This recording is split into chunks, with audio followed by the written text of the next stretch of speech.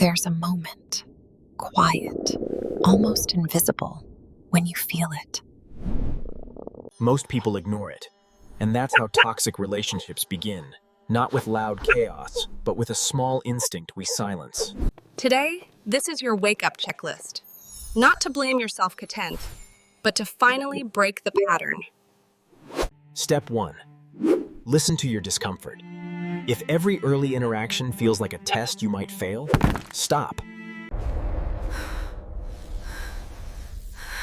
Love is not supposed to feel like holding your breath. Your nervous system senses danger long before your mind admits it. Trust that inner tightening player. It's the first red flag. Step 2. Watch their actions when no one is looking. Toxic people speak in poetry but live in contradiction. They promise softness and deliver storms.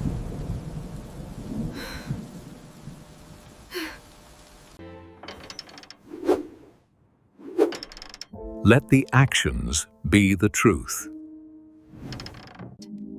Step 3. Measure the cost to your identity. After talking to them, do you feel smaller? Doubtful? Like you have to earn the right to be seen? That's not love. Love does not dim your light. It does not make you apologize for breathing.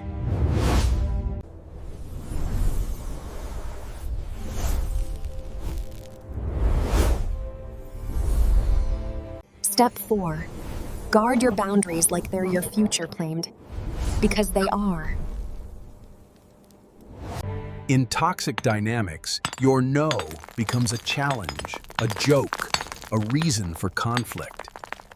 But healthy people treat boundaries as doors, not battlefields. If someone breaks what you clearly state, they're showing you exactly how they'll treat your heart. Step 5. Notice the loop you've been living in. Intensity, conflict, withdrawal, a fragile calm. And then again. That's not passion. That's an emotional trap. Real closeness doesn't require survival mode. Step 6. Ask the hardest question of all. Am I trying to save them so I don't have to save myself? Sometimes we choose broken people to avoid facing our own wounds. But healing doesn't happen through sacrifice. It begins the moment you choose you. Step 7. The truth that cuts and frees. If someone does not help you rise, they will inevitably pull you down. You deserve a love that steadies you, not a love that devours you. This checklist isn't just guidance. It's a doorway, a chance to stop repeating pain disguised as destiny. You're not cursed. You're not doomed. And once you make that choice, everything changes. The world around you begins to shift its colors. The air feels lighter. The weight you carried on your shoulders for years simply evaporates into the mist. You realize that respect is not a reward you earn, but a foundation you build upon. You are the architect of your peace now. Every boundary is a brick in your sanctuary. Your voice, once a whisper lost in the wind, now rings clear and steady.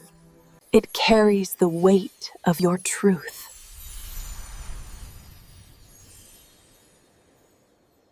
You stop looking for home in people who are only comfortable in chaos. You find that the silence of being alone is far sweeter than the noise of being misunderstood. You start to recognize the beauty in your own reflection, not as a project to fix, but as a person to love. Each step you take away from toxicity is a step toward the person you were always meant to be. You begin to curate your energy. You realize it is a finite, precious resource, not a bottomless well for others to drain.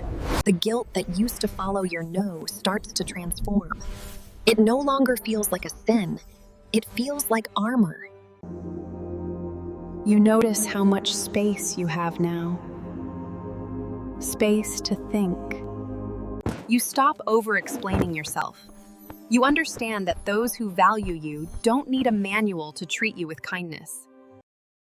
The world no longer feels like a minefield. It starts to feel like a garden, waiting for your touch. You discover new strengths you never knew you possessed. Resilience becomes your superpower.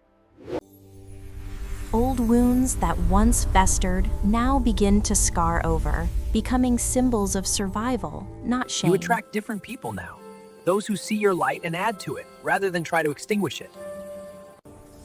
Your intuition, once silenced, becomes a powerful compass guiding you forward. You learn the joy of true connection, where vulnerability is met with empathy, not exploitation. This checklist isn't just guidance, it's a doorway, a chance to stop repeating pain disguised as destiny. You're not cursed. You're not doomed. You are the master of your own narrative. You're simply at the moment where you finally choose what feels like respect. But it's not survival. You let go of the jagged edges of just getting through the day. And once you make that choice, everything changes. The horizon itself begins to expand. You see the world with new eyes. Every shadow you once feared now has a clear, understandable shape.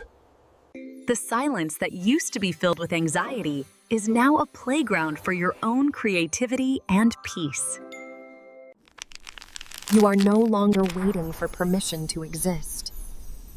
You have granted it to yourself. You stand tall, not because you are perfect, but because you are finally whole. This is the beginning of a life where you are the protagonist, not a supporting character in someone else's drama. You realized that the love you were chasing outside was always waiting to be found within. The cycle of pain has been broken. The heavy iron links are now nothing more than flower petals in the breeze.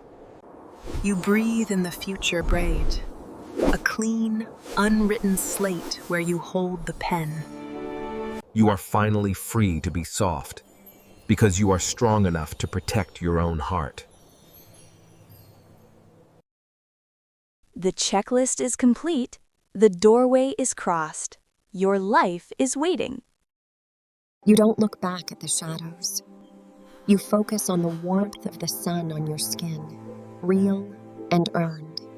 This isn't just a change of mind. It's a rebirth of your soul. You are brand new. Every breath you take now belongs entirely to you. No one else has a claim to your peace. Walk forward. The path is clear, and for the first time, you know exactly where you're going. You have chosen you. And that is the greatest victory of all.